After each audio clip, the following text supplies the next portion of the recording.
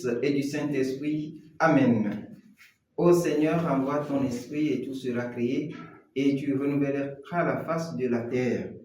Évangile de Jésus-Christ selon saint Matthieu, chapitre 9, versets 14 à 15. En ce temps-là, les disciples de Jean-Baptiste s'approchèrent de Jésus en disant: « Pourquoi alors que nous et les pharisiens nous jeûnons, tes disciples ne jeûnent-ils pas ?» Jésus leur répondit: « Les invités de la noce pourraient-ils donc être en deuil pendant le temps où l'époux est avec eux? Mais des jours viendront où l'époux leur sera enlevé, alors ils jeûneront. » Acclamons la parole de Dieu. Louange à toi, Seigneur Jésus.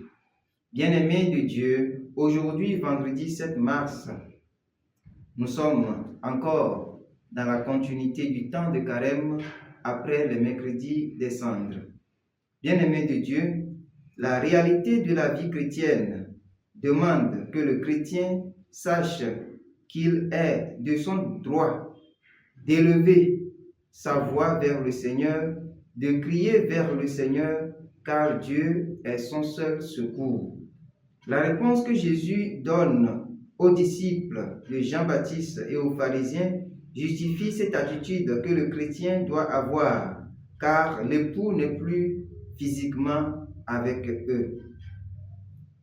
Notre jeûne doit faire fléchir nos genoux pour qu'ensemble, d'un même cœur, nous puissions prier non seulement pour nous-mêmes, mais aussi et surtout pour nos frères qui souffrent d'une manière ou d'une autre.